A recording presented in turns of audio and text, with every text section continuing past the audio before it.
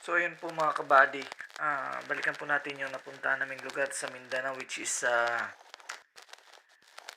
Prosperidad Agusan del Sur po ito, no. Pupunta po kami dito sa tourist spot nila na falls, ito yung tinatawag nilang Biga Falls. So ayun, pababa na po kami, kasama ko po yung buddy ko po dito sa trabaho at Sunday po ito, kaya wala po kaming pasok. Kaya ito natatanaw na po natin yung unang falls. Kumbaga ito po yung pinakababa na po.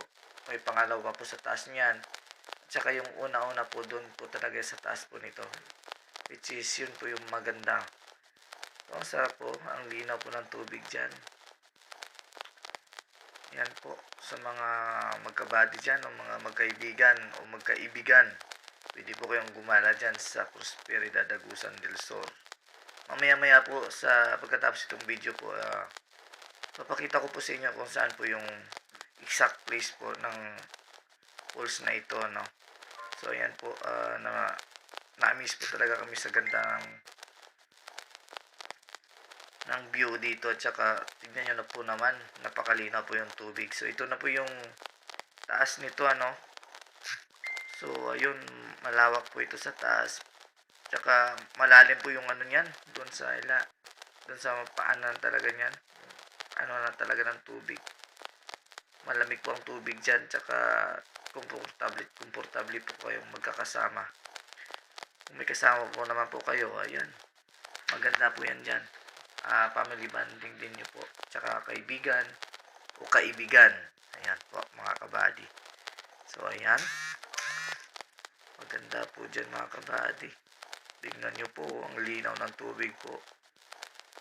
So, yan. Bali, hindi pa po kami naligo dyan, pero hindi na po ako napag-video nung naliligo po kami dyan. At konti po na yung tao dyan kasi nagka-uwian na po yung mga tao at saka paparating pa po yung iba. So, ayan o. Tignan nyo na lang po. Sobrang amis talaga kami dito sa sa place na to. So yun na nga po, ito po yung pangalawang falls. Bumaba na po kami galing po dun sa taas. At ayan po, at malinaw din po ang tubig. Nakakamiss din po talaga, no. Hindi na po kami naligo dyan kasi naligo na po kami dun sa taas at paakyat na din po naman kami dyan. Ayan po, nag-start na po kami yan paakyat sa mga steps. Nasa 386 steps ata ito kung hindi ako nagkakamali, at binilang ko po yan eh. So ayan, nagbibilang na po ako niyan.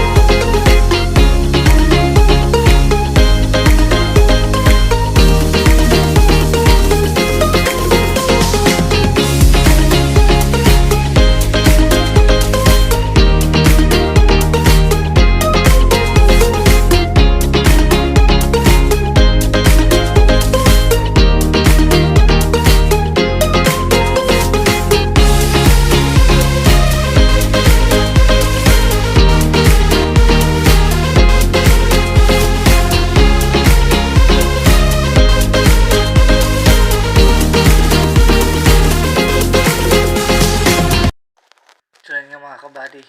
Ah, umupo muna tayo dyan at napagod sa kakahakbang ano. Yan po, pagod na pagod yung kasama ko. So, ayan. Habang nakaupo, yan po. Nag-start na po tayo pa.